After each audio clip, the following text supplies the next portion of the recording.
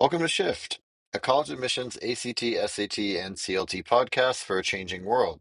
I'm Tyler, founder of Achievable, and we have affordable ACT and CLT courses that include everything you need to ace your exam. A full textbook, tons of review questions backed by our memory enhancing algorithm, a built-in study planner, videos on key topics, and full-length practice exams. You can get a free trial by going to achievable.me, and if you like it, use the code podcast to save 10%. Now, let's get started. Today we've got Rebecca Stuart-Orlowski with us. I don't know if I pronounced that correctly, so you can correct me if you want. And would love to hear a little bit more about you and your background and your company. Yeah, thanks, Tyler, for having me on. You did well, Rebecca Stewart Orlowski, and I run Orlowski College Consulting, LLC. I am what we call an independent educational consultant, and that means I help students through the college search and application process. But I also help homeschool parents with course selection and figuring out parent documentation and everything that goes with being a homeschooler. And my background is I was a homeschooler myself for 25 years. I have three sons. The oldest is 31, the youngest is 21.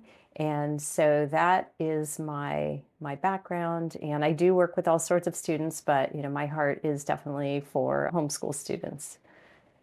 That's great. Yeah, well, fantastic. And yeah, really excited to talk to you today as you are kind of the one of the seminal experts on this topic from what I understand, and I'm really excited to cover it, which is how do you apply to college as somebody who is homeschooled?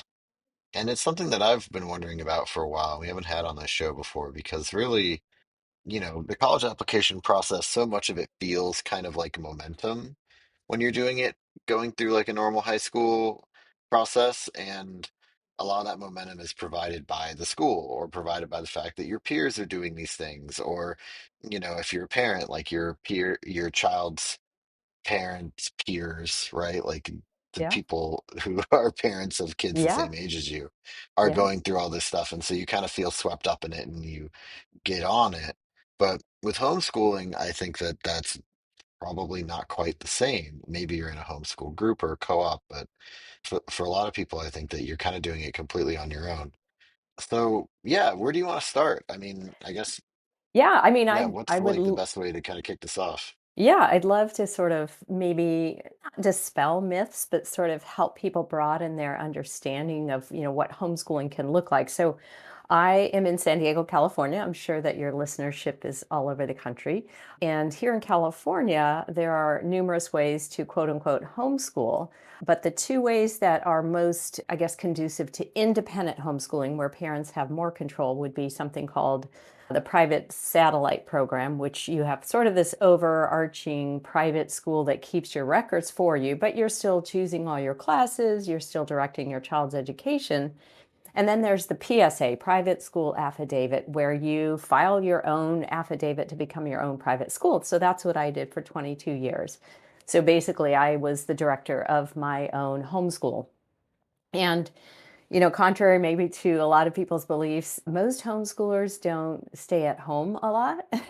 Like you mentioned, there are co-ops, a lot of homeschoolers in California, maybe in particular, but other places around the country and even the world take community college classes, sometimes four-year college classes. There are a lot of online providers for, things like AP courses, English, math, art of problem solving is a classic provider for, really rigorous math. So most homeschoolers that I interact with sort of do what's called eclectic homeschooling, just a blend of finding whatever works for them. And I'm going to kind of lean in a little bit on just my own personal experience, sort of to help your listeners understand that. So, my eldest son was really, really self-directed. So he loved learning, and it was apparent early on that he loved math. So we just let him fly in math, and later he fell in love with physics, and he always was a really big reader and writer, which, kind of aligns with your CLT testing and the whole, classical school model. And by the way, I work with secular, Christian, students. Some use classical, education, others don't. But so he just was super self-directed. He started community college classes in middle school. and so just as you talk about sort of this, peer group shaping a student toward college, his bent was just naturally geared toward college because he was just an intense learner. So, by the time he was done with high school, he had taken upper college division math and physics classes just because that's where his path led him. So, I'd say homeschooling actually prepares students very well because they have the freedom to really dive deeply into things that matter to them. And then it Sure. becomes a matter of being informed, the parents and the students. What does it look like to prepare to go through the college application process? What do we need to know? Yeah, I mean, it's interesting. Does everyone who homeschools have to register themselves as a school? I just never knew that.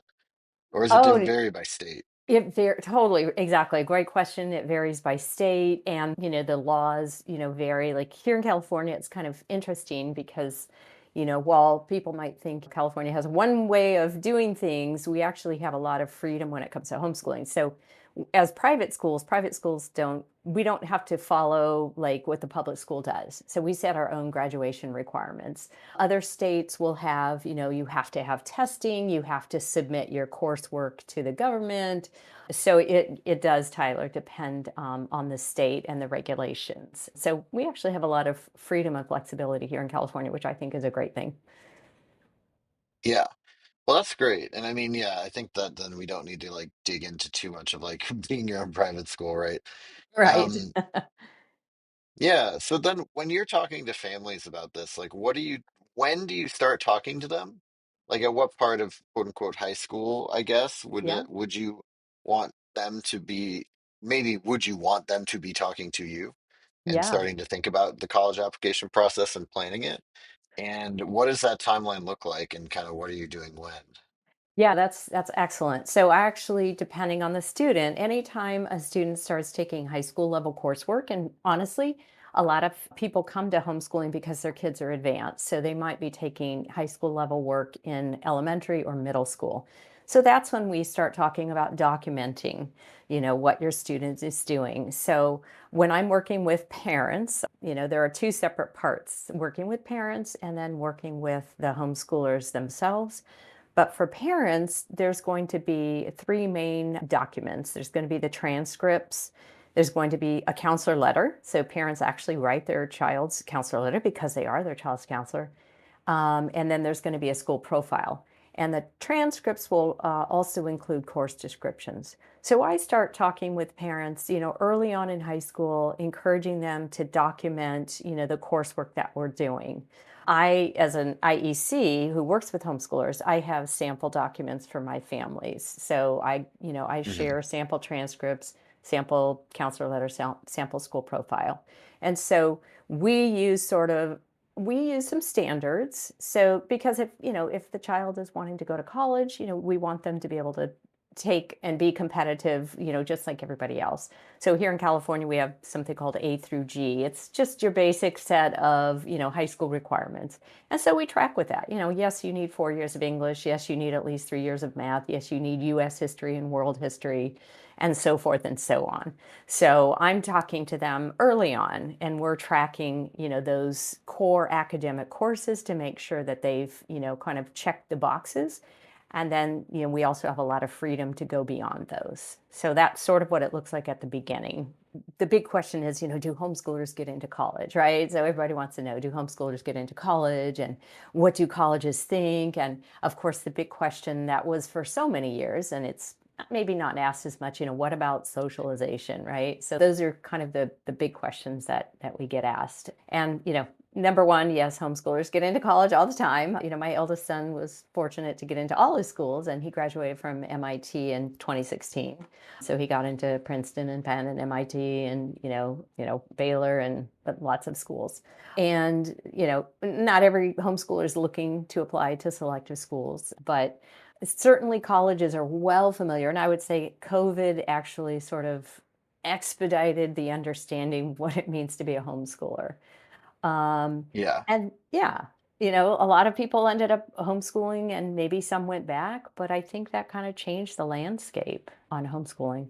And then the socialization question, like I said, so many homeschoolers are, if you go out and you're doing, your sport or you're doing chess club or math competitions, it's a good bet there's homeschoolers in those communities as well. So, I don't, there are just like public school students who are really shy and introverted and don't like to be out a lot. There are homeschool students that do that as well. But really, I don't notice a difference, between socialization situations in, I guess the difference would be in public or private school, you're with your same age peers. In homeschooling, you're with a Mhm. bunch of different people from, teens to older people, like at community college, right? You're taking class with people who are, getting their second degree, people who are working and coming back, into the school and situation. So, yeah, so I think those are kind of non-starter issues as far as like, do they get into college? Yes. Are they socialized? Yes.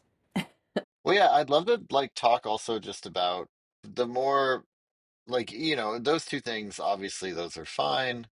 I think that for me, the thing that I was most thinking about when I was thinking about applying for like a homeschool was the transcript and curriculum question, right? I know that like, yes, there's like standardized tests and like, you can take standardized tests to kind of prove your competency generally, though I also feel like there's probably a fair amount of homeschool people that do test optional. So I'm wondering how you can prove to colleges that you can handle a college curriculum. Right. Well, so before I answer that, I'm sure, Tyler, you know that there is some rampant grade inflation in schools. So, Oh yeah.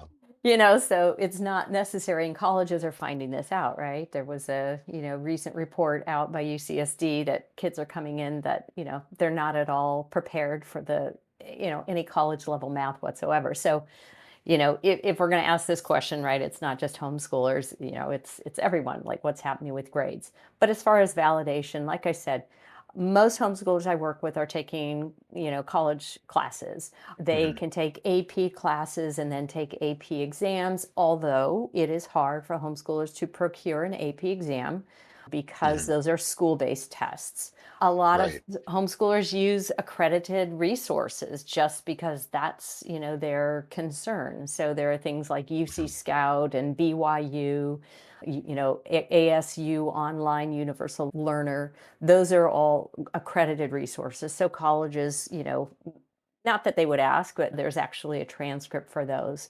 But colleges get homeschoolers. If you're building a good, strong profile, it's okay to have self directed courses. It's okay to Mhm. design your own coursework and go deep because most homeschoolers mix that up with accredited courses. So, in the case of my son, a lot of his curriculum was through the community college, through San Diego State. But he also had some self-directed courses. No problem. Nobody questioned it because he had, very strong test scores, right? Very strong SAT, very strong AP exams, great letters of recommendation. There's another way, Tyler, to kind of prove your curriculum, right?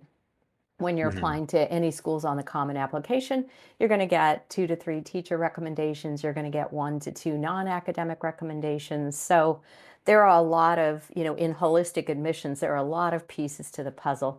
And then for colleges that, require or recommend it, there's the interview. And colleges, Mhm. oftentimes will, require a homeschool student to interview. And that's another great way for them to show their intellectual prowess. So it all adds up to, being just like anybody else, that homeschool application. And that, like I Mhm. said, the curriculum, we make sure that we have, whether it's English provided by, Pennsylvania homeschoolers or the community college, math, art of problem solving, or a private tutor who's taking you through a great textbook. We just, we make sure that that curriculum is as rigorous as the student's college goals, right? If a student is shooting Right. high, that curriculum needs to be rigorous. That's all there is to it. Oh yeah, definitely. For me, it's more about like how do you communicate that to the college and how do you also potentially apply it to like earn college credits, right? Like especially if AP exams are hard. Right. Like I how do you mean, kind of prove the veracity of your curriculum, I guess? right. So proving the veracity of the curriculum. So, like I said, parents, write that counselor letter. That's for schools on the Common Application. So they're going to see a school profile. So the schools are going to be Hmm. able to see exactly who those providers were, how the student was learning, what style of homeschooling. And I I think we're kind of proving the veracity, as we have seen, it's not necessarily like a kid can come from any, high school and it looks like Hmm. they've proved the veracity, but then they get to, college and they struggle because the teachers have been just moving them through and giving them A's. So I don't think homeschoolers have any higher level of onus on them to prove the veracity of what they're doing. Hmm. But but through counselor letter, through school profile, through community college transcripts, through, Hmm. accredited transcripts, just through test scores. Tests are a great way. Tests are a fantastic way. And quite frankly, right, I sit in California, and the lawsuit has expired on, the UCs have been test blind, and that started 5 years ago in COVID, and that's expired. And I'm hearing grumblings about bringing back the test in the UC system. So what we're finding is like professors are like, yeah, we need kids to come in, ready, and a test is a good way to figure that out. And so, yeah, homeschool. Yeah, some do apply test optional, but the majority of my homeschoolers are taking that test. And SAT is accessible to everyone. SAT, ACT, and CLT, they're all available. Yeah. Hmm. And in fact, right, the CLT Great. is even more, it's easier to access than, than other tests. So it's a great alternative. Right. Yeah. Yeah, exactly. I agree with that. I think also I'd love to kind of think about like what colleges are looking for when you're coming from a homeschool environment, right? And I mean, we've talked about the transcript a bit at this point, but I also want to kind of cover the other things too, because you're not going to be president of the chess club when you are the only person in it, right? So, like, how do colleges look at what you're doing, and also what opportunities do homeschools have, let's say, that other people might not have? Right. Yeah, that's a great question. So if we're talking about like activities, yes, you're not going to be the president of your, class, but, you mentioned chess. So I'll use my son as an example. He was involved in the San Diego Chess Club, and he did a lot of tournaments, and, some of his closest friends, they formed a chess team and they were like number one in the US, chess younger group or whatever. So I mean, of course he had friends from different high schools throughout the region. So he didn't need to be president of the chess club to prove he was the captain of his, four-man team that went on and won some championships. So, there are a ton of those opportunities. He did research at San Diego State after auditing upper division physics classes. So I think in many ways, homeschoolers have more opportunity because they're not sitting in a classroom for 8 in the morning till 3 in the afternoon, right? They've got flexibility to form relationships. And then homeschoolers themselves, when they're applying to college, Hmm. they're often going to explain why they homeschooled, what does their homeschooling look like, what were the benefits, and what were the struggles? Because I've had homeschoolers who wrote about the fact that, they maybe struggled at first to kind of find their, gel in homeschooling. So, they try to be really honest, but that's going to come like on the Common App and the UC app. That's going to be an additional information, or in any of the, essays. Could be the personal essay, could be a personal insight question. So homeschoolers themselves are going to explain, what did it look like? What opportunities? And remember, Tyler, that colleges, all students within their context, right? So, Hmm. whether it's this private high school, that public high school, that homeschool student, they're going to evaluate them on the opportunities that they talk about. So the more that, students can share about their experience, the more that parents can share, the more information colleges have. But, homeschooled students, they create their own opportunities too. They run businesses, they join community orchestras and community sports and things like that. It's a great path for the right, family and the right student. And I don't find colleges bat their eyes anymore about homeschoolers.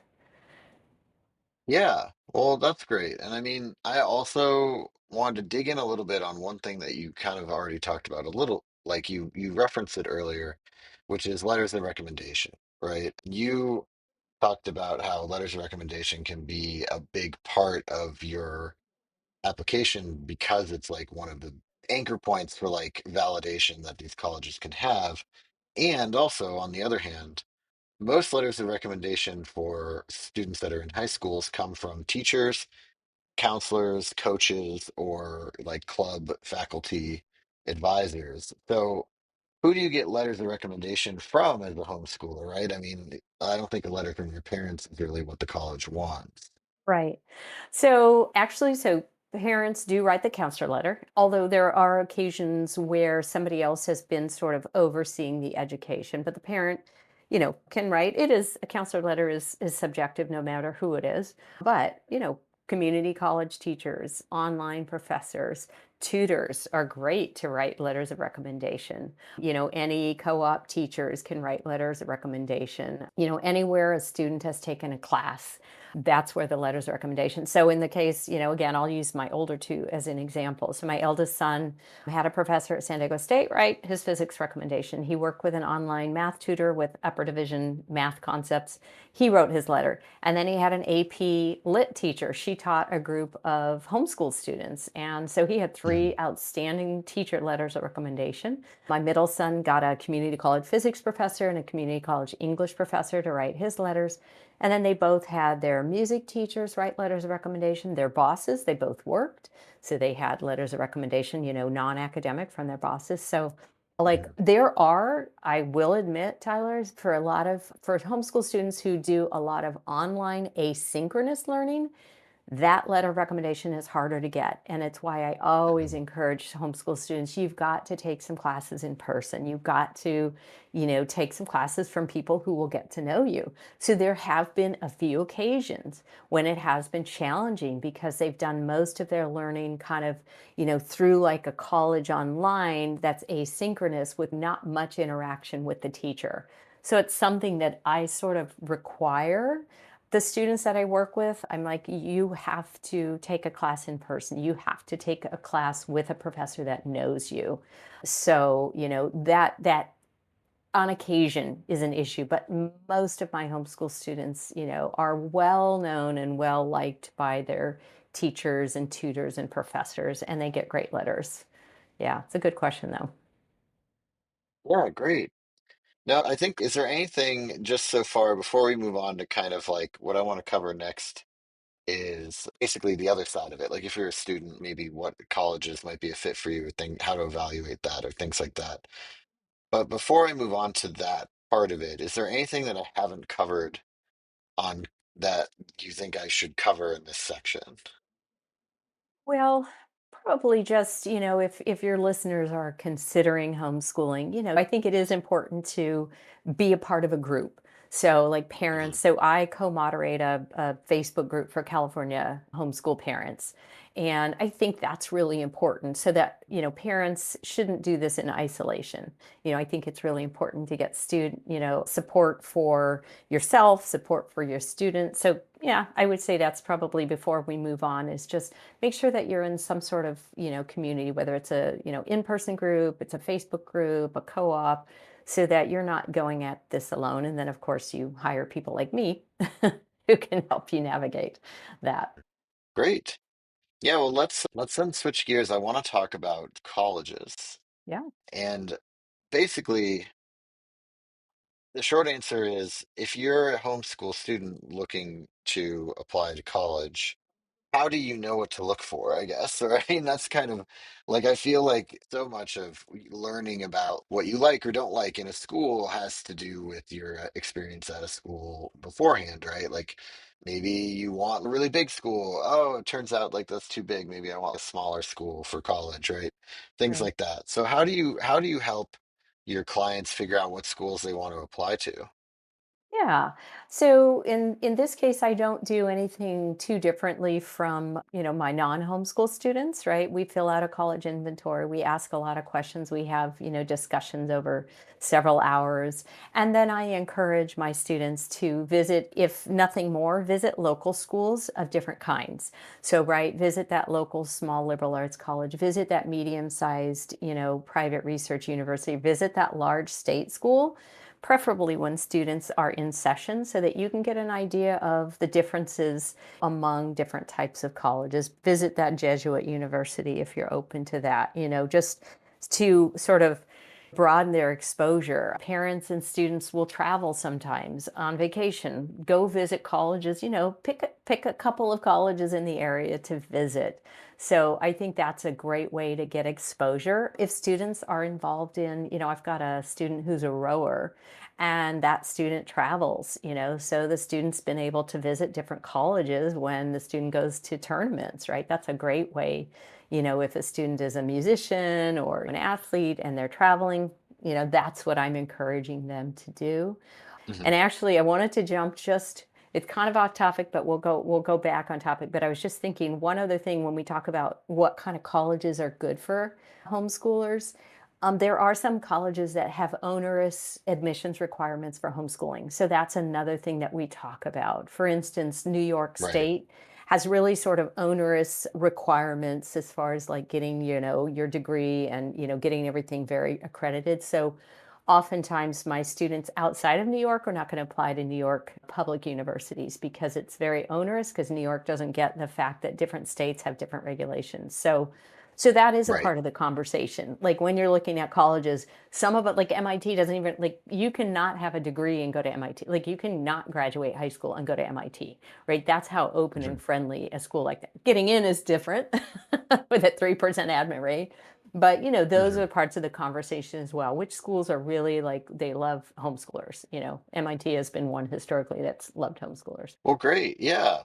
And then I'd love to talk about like preparing your homeschooled students for success, both with the application process and with college.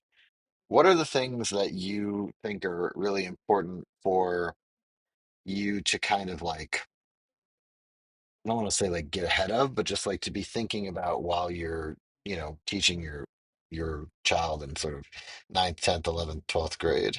Yeah, yeah. Well, I touched on it before, but I think it's a really important one, particularly for students who are maybe a little bit more introverted. I do, like students who are maybe doing more of their learning online. I do encourage parents and students like you really do need to get out into the community. You do, because you're going to be going to a college campus. You're not going to be doing, now I have my youngest son does online college actually because it's super affordable. There were lots of reasons we chose to do that, but most students are not going to be doing that. So I think it's really important for them to get exposure, like to maybe to go away, do a summer program or take, your class at a college campus nearby, just because I think it's important for them to be able to interact with college professors. But I would say that for, students who aren't homeschooled, but particularly for students who do online education, I think it's really important for them to be exposed to like real situations with real college professors. And then as far as, preparing for the application process, again, we're going to check some boxes to make sure, like, do you have, have you met all the, 4 years of English, 4 years of math, 4 years of, science, at least, 2 to 3 years of foreign language, maybe four, depending on who you are, the history, 2 to 4 years of history. So we're tracking that to make sure that they are competitive for the colleges that they're looking into. So that's really important when I'm working with families. We have our spreadsheets and we have our Hmm. transcripts and we're really planning ahead. And then, as far as the college application process, as with most every other student, we're talking through the essay prompts, the personal essay, the personal insight questions, the supplemental essays. But we're also capitalizing in those essays on the homeschool experience and how that allowed them to, have their unique experiences and making Hmm. sure that you bring those into the essay so that colleges can see that you are well prepared. You've been out among, groups of diverse people, you are ready for success, you're academically prepared. So we really, I encourage my homeschool students to really strongly make that case that you are academically prepared, socially prepared, emotionally prepared. So those are the kinds of things that we talk about during the, the earlier high school years and then certainly during the high school application process. Really showing, through your activities, through your essays, through your curriculum, that you are definitely ready to succeed at the college level. So I hope that answers your question. Yeah, I think that actually was a great answer. Yeah, I think now what I'd love to do is kind of switch gears. You mentioned that you have had three children that you homeschooled, and all three of them have gone on to college. I mean, I don't know if you want to like give us the whole story or just the cliff notes or talk about like just things that you learned while doing that. But I'd love to just kind of learn more about your personal experience with this. Yeah, I'd love to talk about it. I my kids know that I talk about them all the time because I use them as examples because they're very, very different. So I think that's why a lot of families actually come to me because all three of my kids have had radically different experiences. They're different people. So, I never set out to homeschool, but my eldest son was really academically advanced from early on. Like he was doing, division and multiplication and square roots at age 4. Like, okay, what do you do with that? And he also was really energetic. So I used to be a Hmm. public school teacher. I was a special ed teacher, and I knew he wasn't going to fit into a system. So we just started homeschooling him early. And he is just someone that learns like just, like the air you breathe in. So for him, homeschooling was Hmm. really joyful. And we never set out for him to apply to selective schools. That really, my background is pretty humble. My husband didn't finish college.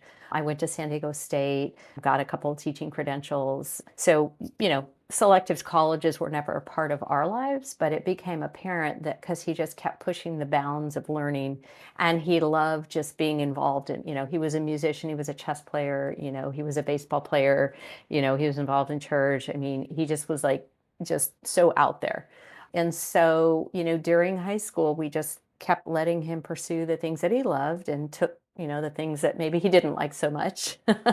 And Hmm. then by the time, he was approaching the college application process, it was clear that, because I kind of had a heart, we're a Christian family, and I was like, oh, I'd love for him to go to a Christian university, but like it was clear that that's not where he, was meant to be. So he ended up applying to, selective schools, and he was fortunate to get into all of them. So we practice something called self-directed learning. So I really, with all my kids, I really let them choose their path. Like he loved, like I said, math and physics. So by the time he was done with high school, he had taken, like 8 college, 8 math, 8 physics, 8 math college courses each, because Wow. that's what he loved to do. Yeah, so that was him. So that was him, and that was, just an easy path. And then my middle son, again, very motivated, but he also had a lot of health issues and disabilities. So he was diagnosed with type 1 Hmm. diabetes at 10. He had a vision disability, a hearing loss, some learning disabilities. So homeschooling was actually really good so that we could help manage his health. And to be honest, we weren't sure that he was going to go to college just because of all the health issues. But then he started at community college in 11th grade, and he just was really successful. He did really, really well. And so he, again, and he was a musician, a really, really, really talented cellist. So I think his talent was also part of his way into college, but he's had a meandering path. So he went off to school. He went to the University of Pennsylvania, which is an Ivy League school, but he came home 10 weeks later, due to a number of reasons. And so he's actually at his third college. So because of his health issues, so he went to Penn, came home, went to Cal State Fullerton, came home, and now he's at San Diego State and still working toward a degree because he was in the hospital a couple months last year. And so I work with a lot of parents who have both, I guess, gifted children, but also children with, like health challenges as well. So you can still navigate it. There is still a way forward. And then my youngest son, he threw everything out because he just wasn't that excited about learning. But Hmm.